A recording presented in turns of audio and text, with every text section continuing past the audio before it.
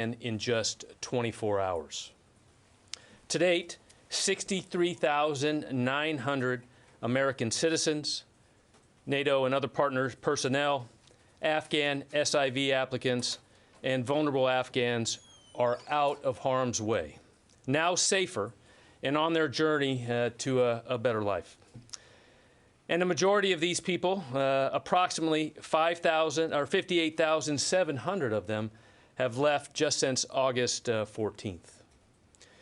I want to reiterate that we're able to achieve this level of increased departures because of U.S. military personnel and our partners' work around the clock to conduct this highly important mission, including airport security and flight operation. To that end, we're seeing increased pace in the flight schedule at Kabul. As of yesterday, in that last 24-hour period, one aircraft left on or about every 45 minutes. As we look beyond Kabul, and in order to maintain a steady flow out of Afghanistan, we rely on the intermediate staging bases and safe havens in both CENTCOM and the EUCOM AORs. We've been focused on building capacity while also rapidly processing and facilitating onward movement. It has been challenging to keep up with the flow, but we have made progress in caring for and safeguarding these vulnerable individuals and getting them moving onward. We are committed to doing more and to continue to expand and improve our facilities, from adding shelter to additional sanitation, hand washing stations, refrigerator trucks, providing cold water and the appropriate food, and we're working with our partners to increase this capacity as soon as possible. In the EUCOM AOR, Afghans transitioning through Ramstein Air Base, Germany, have started departing to onward destinations. So far, 5 aircraft and more than 800 travelers who have been screened and cleared for entry departed for the United States. EUCOM has received nearly 8,000 evacuees since August 20th and is considering other installations in Germany, Italy, and Spain in preparation to receive more flights to allow greater throughput to the United States. As I mentioned yesterday, the number of temporary safe haven locations across Europe and the Middle East now stands at 14. This allows us to expedite movement out of Kabul and gives us flexibility from these intermediate staging bases. We are appreciative of the support in this global effort from our allies and partners. We remain focused on the mission of bringing as many people home as we can and as quickly as we can. An update on NORTHCOM operations. In the past 24 hours, 4 flights landed at Dulles International Airport with more than 1,000 passengers. Again, these passengers and their families will go to one of the 4 military installations designated as processing locations. All of this progress stems from the teamwork and professionalism, and especially of our interagency partners here in the States. We know more hard work remains, that our personnel in Afghanistan remain vigilant, and we share the sense of urgency in this effort. We'll continue to keep you updated on Afghanistan through the week. Lastly, as we look at Haiti, the Department of Defense continues support of USAID relief efforts in Haiti.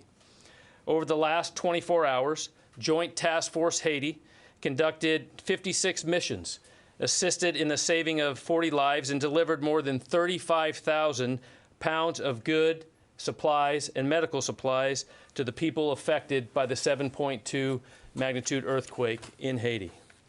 4 United States Marine Corps MV-22 Ospreys arrived to provide additional options for personnel and supply movement. These air assets are in addition to the 18 U.S. military and Coast Guard aircraft already supporting humanitarian relief operations. U.S. maritime vessels continue support also. That concludes my update. Thank you, General.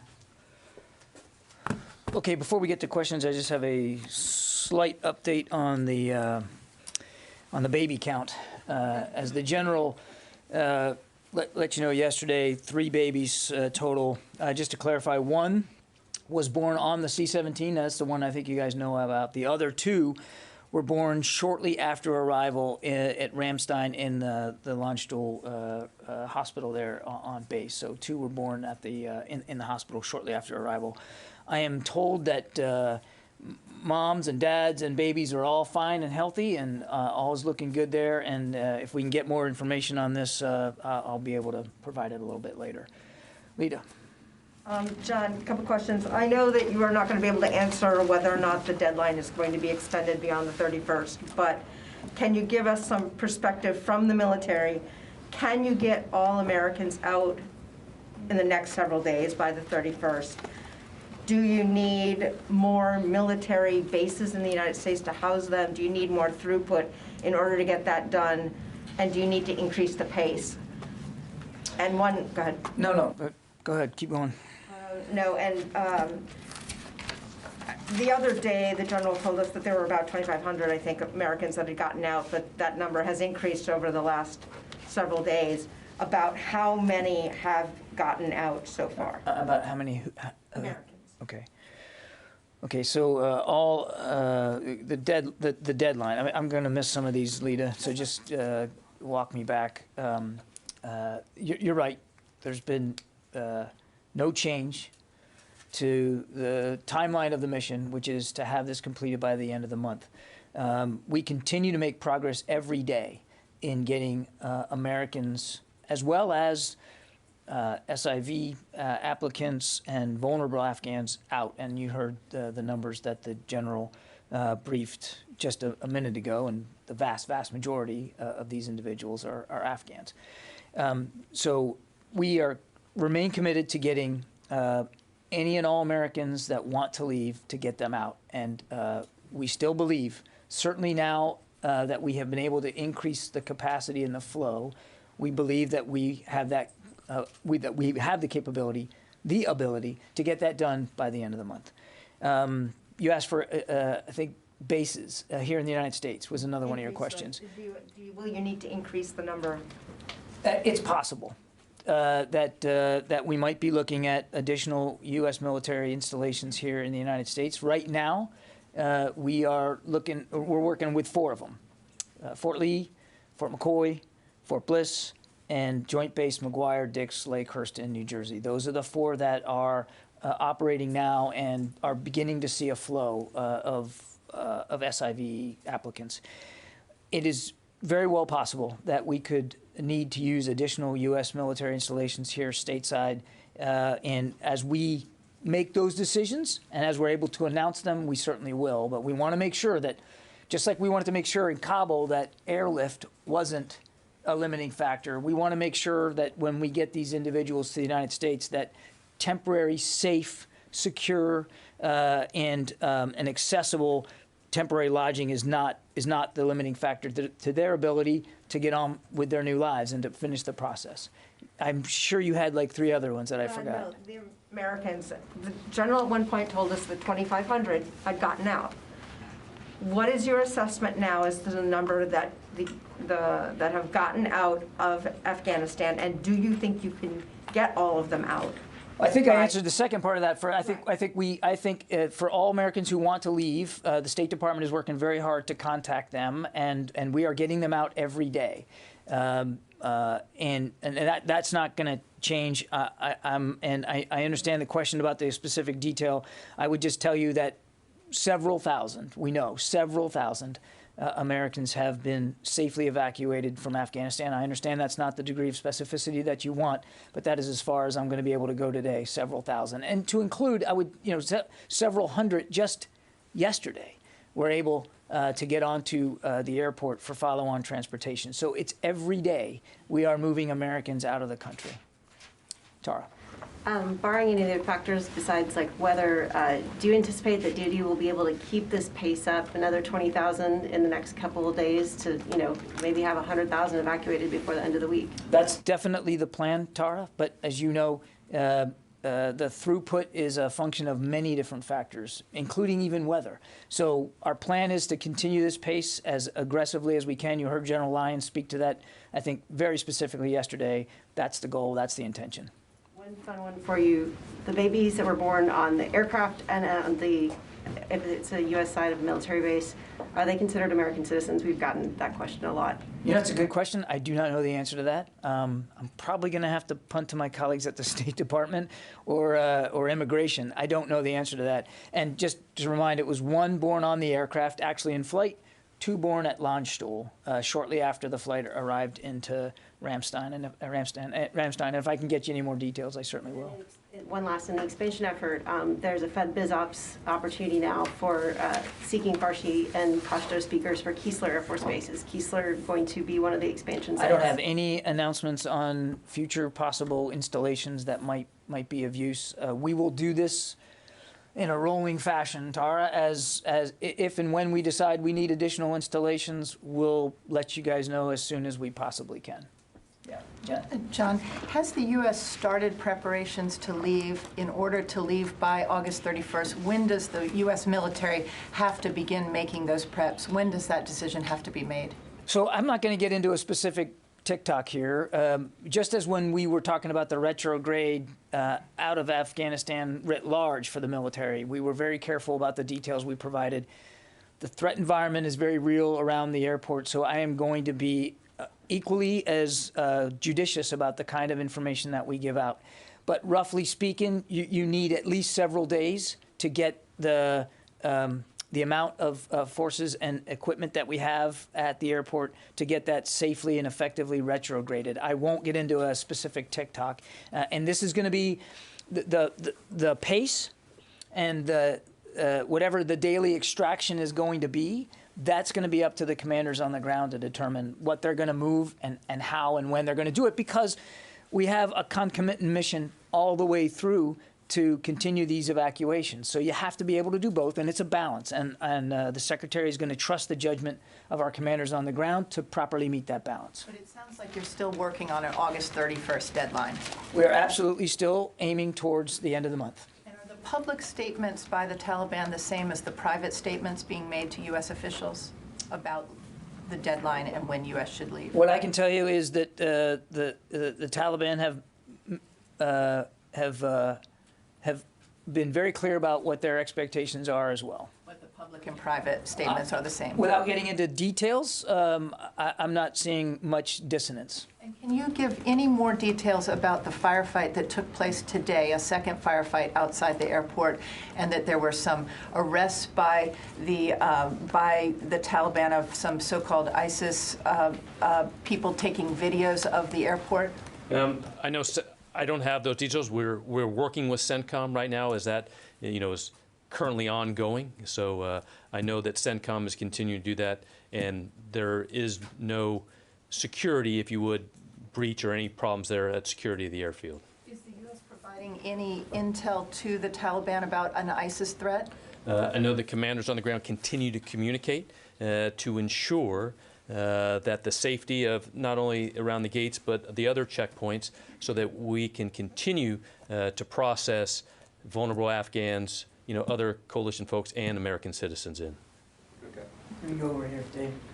So when this evacuation began, there were already close to 1,000 U.S. troops at that airport. So just to be clear, when we're talking about pulling U.S. troops out, we're talking about pulling all the troops, so you go to 0 at the embassy. Is that correct? That's correct. No, I followed the question. That's correct. So you have to take out more than you put in. Yes.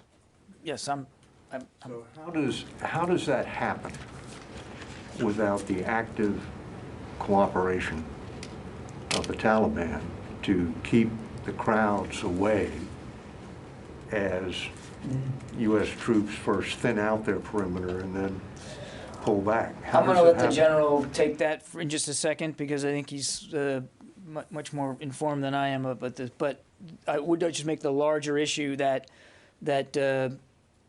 any retrograde out of or drawdown, if you will, out of an environment that you can't assume is always going to be permissive, is one that has to be done very carefully, and it has to be sequenced in a very methodical way, so that the safety and security of our people and the people we're trying to protect is considered of paramount importance. And so we aren't gonna, and I'll level set with you now, we're not gonna be able to tell you, you know, once we start to affect this withdrawal, whenever, you know, and like I said, we're still planning on the end of the month, whenever we start it, we're not gonna be able to provide a TikTok every day of exactly what we're moving out and at what pace, so that we can limit vulnerabilities in the information space and in the actual physical space of the airport as we move out. But it's all done in a very careful, methodical way so that you can preserve as much capability to the very end as you need, as well as security. And not just the security for our folks, but the security for the people that we're trying to safely evacuate. But I'll turn it over to the general in case he has more detail. I think Mr. Kirby, I mean, you covered that very well. I just would add to that is, you know, security is paramount during any, you know, phase of an operation. So as you look at, as we go forward here, the commanders are going to continually communicate, coordinate to ensure that security is set to allow all those flight operations, all those things to continue to the end. Does the methodical, orderly withdrawal that he just referred to, does that require the assistance of the Taliban? I mean, it requires the coordination that I think we're doing right now to maintain that security. Yeah, there's no question that, David, as we work through this, that the daily communication with the Taliban commanders is going to have to continue. That's just a hard fact. Does their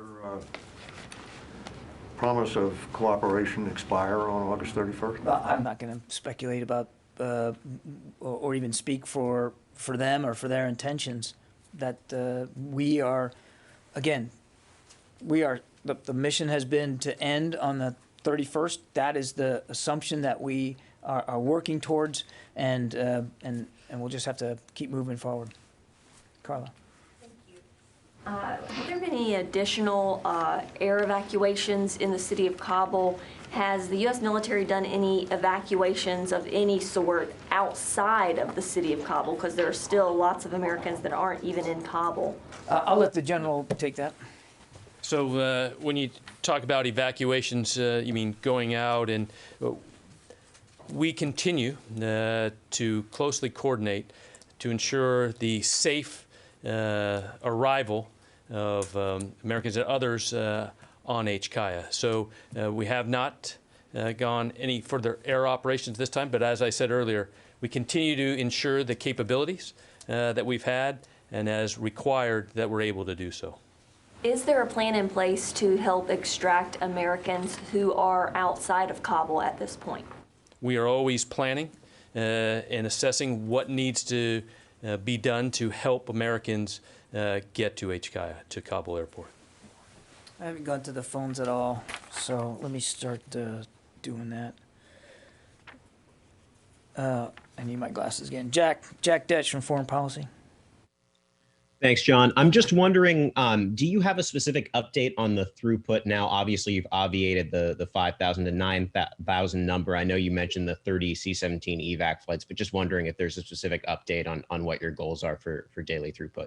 Well, and I think as you go back to what General Lyon said last night, and for those that right now the pace, you know, the throughput that we're able to maintain, as I said earlier, is about a plane every 45 minutes. But also, that is also driven upon the requirement of what needs to be taken out. So right now, we assess that we have the required airflow, not only U.S. military, but as you said, you saw those numbers of our coalition and our other partners that are coming in. We assess that we will be able to maintain the throughput that we've seen the last 2 days, and then we will continue to assess what those requirements are from here forward of what we have to get that throughput into Kabul. So you're looking at about 20,000 per day? If you don't mind, we're trying to get as many out as we can, and so if we can exceed what our previous expectations were, and we have over the last couple of days, that's a good thing, and we're going to continue to drive at that. Idris? Two quick questions. Firstly, is the intention to get every American out who wants to leave plus as many SIV holders or applicants, or is it to get out all Americans plus as many Afghans out as possible by the August 31st? As many Americans who want to leave that we can get as fast as possible. As many of our SIV applicants who we can get to the airport and get them out as fast as possible. As many vulnerable Afghans that we can also work towards getting. But we understand the challenges of time and space here. We're mindful of that. That's why we are trying to continue to keep up this capacity and even improve it if we can. And just to follow up to Lita's question, you said you have the ability to get all Americans out who want to leave, and you said several thousand. Do you have a percentage for how many Americans have been removed? Without giving a number, have more than half been removed? I can't give you that number, Idris, because I don't think there's a perfect number that we know with certainty of all Americans in Afghanistan. There's no requirement. You can't force an American when they go to a foreign country to tell you that they're there. And we encourage them to do that. The State Department has a robust set of communication vehicles at their disposal, especially in a country like Afghanistan. We want to know when Americans are there, but they don't have to tell us. So that's why it's difficult for us to give you, the denominator here. How many are there? And what I can tell you is, and this is out of my lane, but I'll do it anyway. I mean, the State Department has been working very hard to reach out to those who they know are there, or even who they hear are there, to communicate to them, to let them know what evacuation plans are possible and achievable for them. So they're working very hard at this. Our job at the Defense Department is to help facilitate their safe passage to the airport. And then getting them manifested and getting them on a plane out. But of the ones who have registered, have more or less than half of the Americans who have registered, have they been evacuated? I do not know. I don't. You'd have to go to the State Department for what they think they have on the registry. But I think even they would tell you, Idris, that is an imperfect database because not every American has to register. So it's perfectly conceivable that you might have an American who nobody knew was in Afghanistan but still pipes up on the net and says, I want to get out. And we're going to help that person get out to the best ability that we can. Barbara. I don't really understand this. This is the answer we've gotten for days and days and days from every podium in this town. Even if this administration does not have the denominator, that is not my question. My question is, can this administration tell the American people how many Americans it has evacuated from Afghanistan? And if you cannot, can you please explain, not the denominator? Why can't you just say the number? Barbara, I think we're just going to leave it at several thousand right now, and I understand that's not a satisfying answer to you. I would tell you that the number literally changes almost by the hour. So does everything else. I understand, Barbara. We're going to leave it at several thousand for right now. May I have a follow-up since everybody else asked like 8 questions? Thank you. I have 2 other follow-ups, if I may. Just to clarify General Taylor's answer, if there have been no missions outside of Kabul, can you tell us about missions that have taken place at least outside, essentially, the fence line of the airport? And my other follow-up is, as you prepare to depart, whenever that happens, your previous retrograde, as you called it, included provisions for destruction of weapons in place. Can we assume that this this part of the effort to leave Afghanistan will also include that what you cannot put on an airplane, any weapons you can't put on an airplane or dangerous items you would destroy in place? I think the general answer to your first question, there's no other additional operations to speak to. We continue to facilitate safe passage. Outside Kabul, I believe. There are no additional operations to speak to that I'm aware of. Not outside. Outside the airport either. But we continue to facilitate safe passage for Americans and SIVs as they need to get to the airport. And as I mentioned to Lita, just in the last 24 hours, I can tell you that several hundred Americans have made it safely to airport gates for further on transportation. With U.S. government assistance, then? I'm just going to leave it at that, Barb.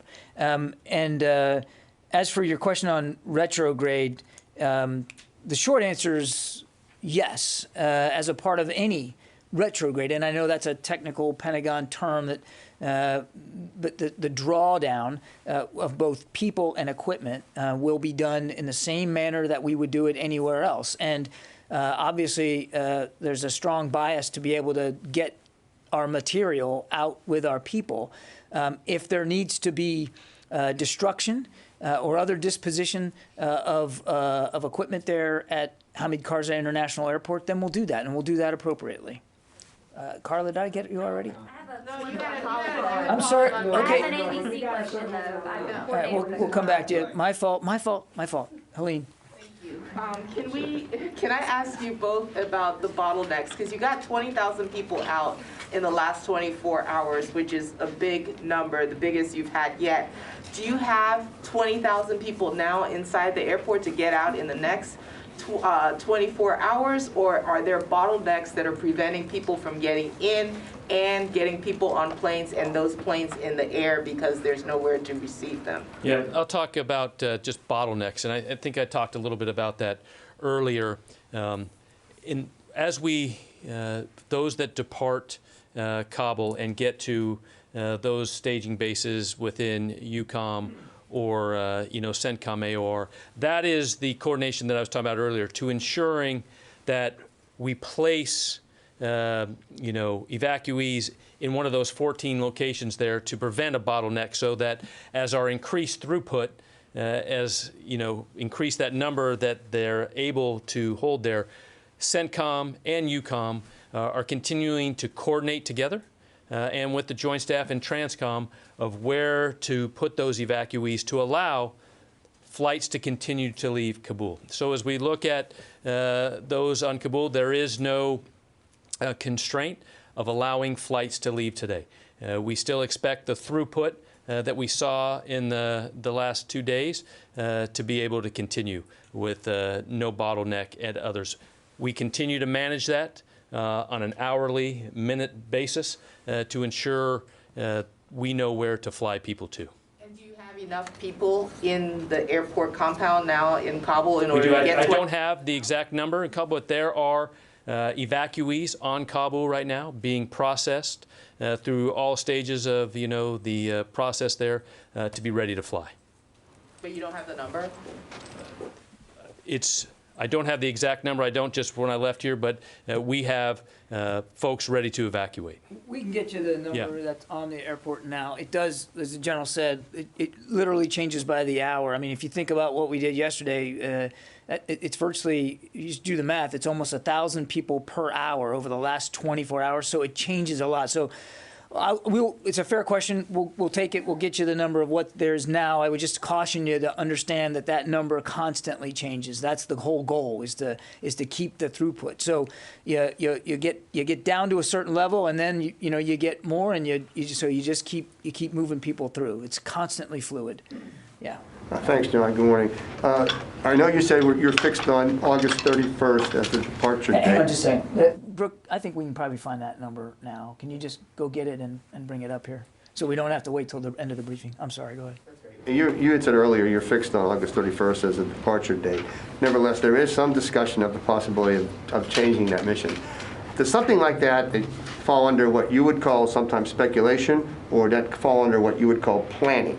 Because you've always made a distinction between those two when we ask you about the possibility of things, and I'm just trying to get clarity on that. Thanks. I'm not completely sure I understand the question, so let me take a stab at it, and if I fail, you can tell me I failed. I would never do that. The President's direction has been to complete this withdrawal, this evacuation and withdrawal by the 31st of August. That is the direction that we are operating under, and therefore that is driving a lot of our plans. You heard the us say, and you heard the Secretary say that that if there needed to be a conversation about changing that he would have that conversation. I'm not going to get into internal deliberations about what people may be thinking one way or the other. But you heard the National Security Advisor say yesterday that he believes that we can accomplish this mission by the end of the month. So we are still driving towards the end of the month. That's where we are now. And if and when there's any change to that, we'll certainly make it clear to the American people. John, is because in the past couple of weeks, the Pentagon has come under, rightly or wrongly, criticism for not, quote unquote, planning for eventualities that seem to have happened in Kabul. And so this seems to be a possible eventuality of a mission that may have to extend past the deadline. So I was just asking, is there planning going on in the event that this has to happen? We are a planning organization, Tom.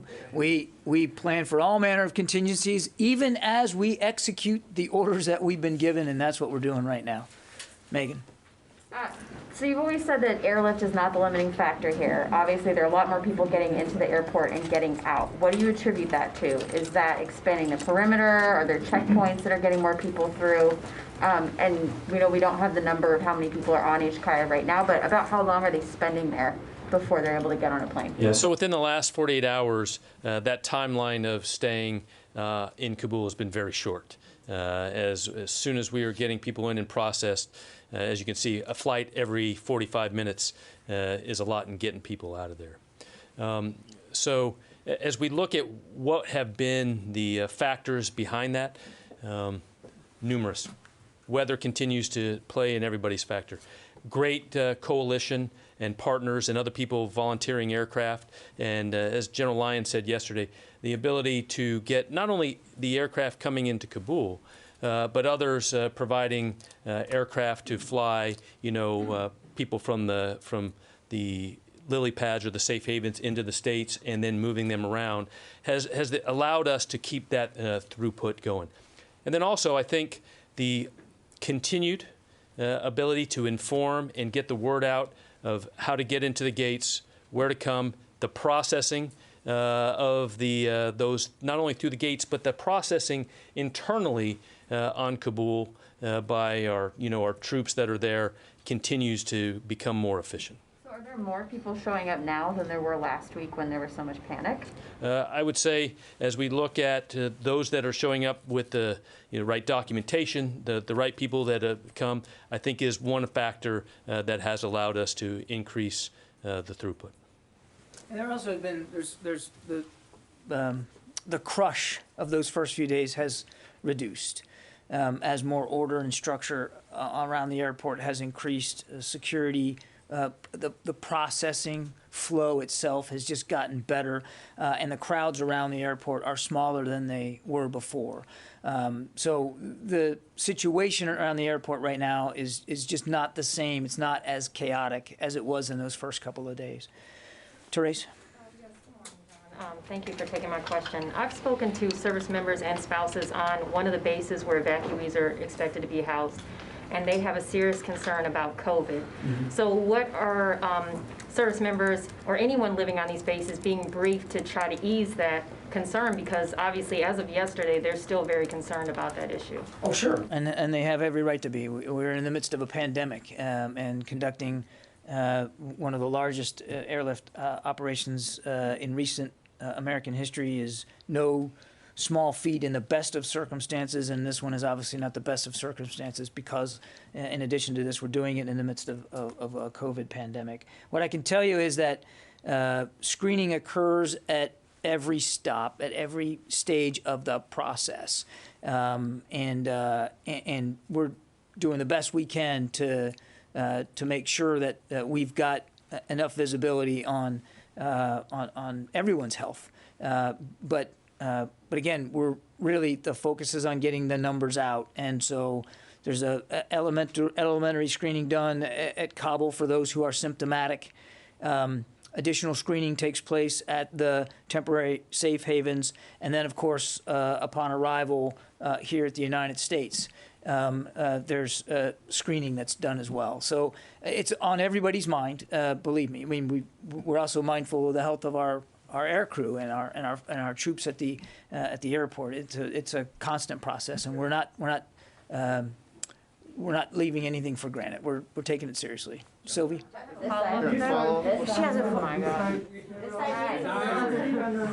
they're flagged for COVID any step of the way, are they pulled then? I don't know the exact medical process. Let me go over here. Apparently I'm missing a, yeah, go ahead. Sylvie, I'll come back to you, I promise. Thank you, Mr. Kirby. We are hearing different statements from the White House, Pentagon, for example, number of troops, operation in Kabul, etc. Can you talk about why there is a consensus among the highest level of United States? Is there any communication issue? I'm sorry, I misunderstood. What's the dissonance that you're talking about? So, for example, Biden said Al-Qaeda gone from Afghanistan, but Blinken say yes, there is Al-Qaeda. So we can see different statements from the White House, different comment from the Pentagon. Is there any communication issue from the highest level? No, I think you're reading way more into things than you need to. I think we're all cited on the fact that there's still an Al-Qaeda threat in Afghanistan, and as well as Al-Qaeda affiliates that we know are there. We've said that consistently. There's no gap in understanding here. No, just for example, Saki say 11,000 American in Afghanistan, but you say 10,000 between 5,000 between 10,000. So different statement. That's why I want to ask. Look, the Defense Department can't speak specifically to the number of Americans in Afghanistan. I think we already addressed this earlier in the briefing. There is no firm, certain, hard number on that because not every American that goes to Afghanistan has to tell the government that they're there. We have made it clear that any American that wants to leave, we're going to find a way to get to them, or find a way to get the information to them to help them make the right decisions for transportation out of the country. But everybody's cited on that this is a dangerous, perilous environment. It's very dynamic, it's very fluid, and we're doing the best we can to move as many people as we can, as fast as we can. Gordon. The one follow-up, if they cannot reach the airport who live in Afghanistan, the Americans, don't Taliban ISIS threat for them if they stuck somewhere, if they cannot communicate with... We absolutely understand that Afghanistan is a dangerous place right now, which is why we're trying to move as many Americans as we can, as fast as we can. And we want to get that done before the end of the month. Gordon. Can you address the situation, the conditions at Al Udeid and Qatar, which have been described as squalid for a lot of the people going through there? And then if you could, I didn't quite understand what the general was saying earlier about the 14 different stations, like the way stations, because I understood the kind of three main hubs to be, Ramstein, Qatar, and Bahrain. So are there way more now? I'll let the general come up here in a second, but let me just set this a little bit. So yes, those are three main hubs, but we are adding to that. You've seen Italy, U.S. military installations in Italy, U.S. military installations at Spain also provide additional capability. And there are other countries in the Gulf region who are willing to take on a temporary basis some individuals. So it's a bigger, broader sort of hub and spoke network than it was just a few days ago. And I'll let the general fill that out for you. On your first question, just let me level set it right away.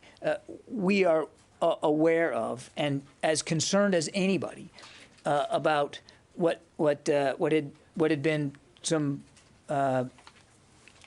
terrible sanitation conditions at Qatar that were facilitated by the sheer numbers and the speed with which those numbers got there. And we all recognize that. And nobody here wants anyone to be less than safe, secure, comfortable, and well cared for as they go through this process. We take it very seriously. But we'll be the first to admit that there were conditions at Al Udeid could have been better. They are improving now. I'm not going to stand up here and tell you that they're perfect, because they're not. Because evacuees continue to flow into Qatar. And there's a lot on the ground right now. And as the general said, we're working hard to clear out that populations so that we can ease the pressure there and continue to move these people along their way to their new lives. Nobody's making excuses. Nobody's ducking from this. We recognize that that things were and in many ways still are not at the level of sanitation and good hygiene that we want. I can tell you that from the secretary on down, everybody's focused on trying to improve that. And as a matter of fact, and you saw a statement from Central Command last night, they are taking measures to ease that pressure and to improve conditions there. But it's something we're going to watch not just there, but at every other temporary safe haven that we're operating from. Before the general speaks to the hubs, can you just clarify, you said that you don't think there is a crush around Hki currently or less of one, or can you just clarify what you meant? Well, that the crowd size is smaller now than it was in those first few days. And so we're not experiencing to the degree we did, last Monday, the physical crush and chaos. I'm not suggesting, Gordon, that there aren't desperate people outside that airport who want in. Absolutely, we're not ignoring that. I'm just saying that to Megan's question, we're not seeing the same pressure put on the system now that there was in the early days. General. First, go back to question.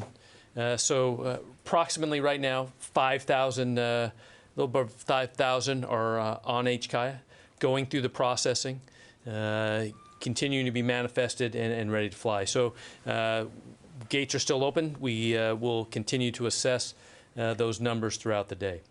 When we go back to hubs and spokes, I'll give you the macro, and then we can possibly get back with you on the real details of there. So at both within the CENTCOM and the EUCOM AOR, we have main hubs. Think of it Ramstein, and then going into Qatar.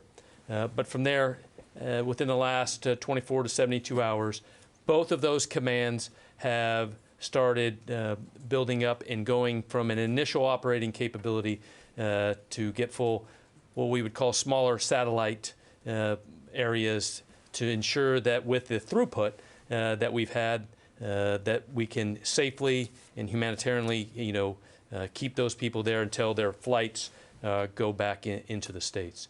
When you specifically talk about, and I can just bring it up, when talking to CENTCOM this morning, as we look at capabilities, and I just talked about this a little bit earlier, but a lot of work has been done in the last 48 hours of, bringing in more portable hand washing stations, refrigeration trucks, to ensure there's cool water and the food is there to ensure that people have these humanitarian capabilities.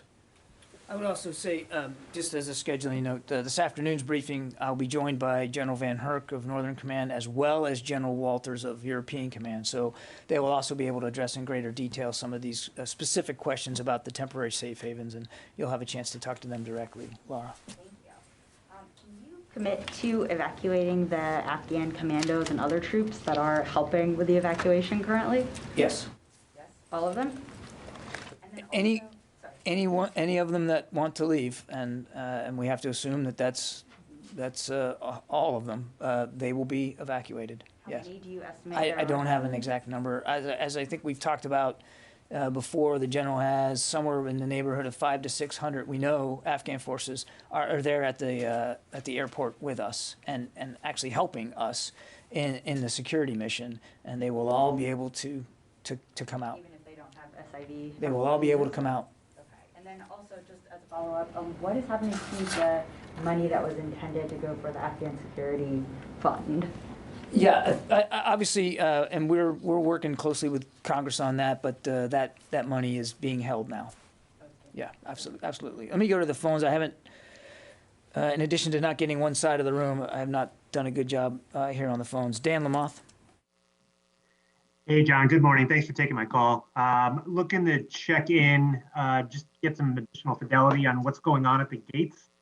We've heard a lot of frustration with some of these veterans groups and other organizations that are trying to assist people to get to the gates and through the gates.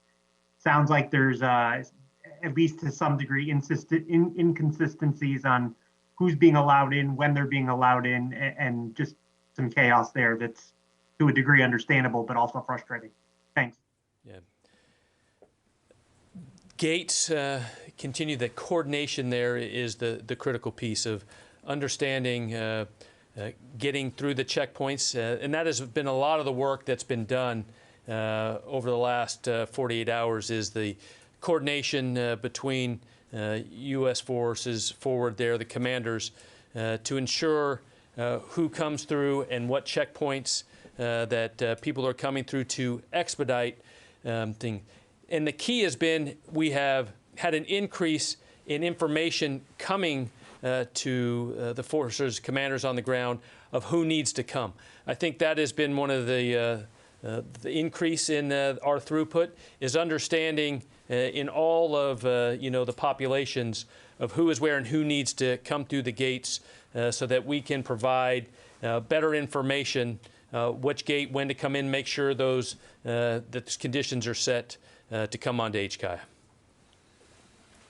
Okay, I get time for a couple more. Sylvie, you have been very patient. I wanted to go back to the airport. I know you don't want to speak about the deadline and August 31st or not, but whenever the U.S. troops are leaving, are you speaking about with the Taliban or a third party, a third country, about the security of the airport, to allow the airport to remain open? I'll let the general take it. I would just say that we are in daily communication with the Taliban about the security situation at the airport now. Our focus from a military perspective is going to be whenever, and right now the plan is to end this mission on the 31st of August. I don't want to suggest that that's not what we're planning on. As we get there, as I said earlier, we want to preserve as much capability as long as we can to continue to conduct evacuations while safely removing our people and our equipment all at the same time. That's our focus right now, is on properly executing the mission and effectively and safely drawing it down. But I'll ask the general if he has any other thoughts. No, I just think when you talk about transition, absolutely there is planning going on of how to transition all of the space that we currently occupy here in the future. Okay. Well, okay, Therese, go ahead. Thank you so much. It's just a follow-up to my previous question. For those that are symptomatic, what are they being told when they arrive for processing? And then once they're What are there, they being told? So once they're arriving, are they being told, hey, like, what's the process for those who may have symptoms? I don't know how they're getting the information about where they need to go, which gates they need to go to, Yeah. et cetera, et cetera. So what are they being told? Well, let me take the question and see if we can get a more contextual answer to that. I suspect what they're being told and how the process is being done varies at each location because there are different demands. Obviously, the demand at Hamid Karzai International Airport in terms of timing is much more urgent than it would be, at Ramstein. So where there is obviously much greater medical capability. So I think it's going to vary, but let me see if we can get you a better answer.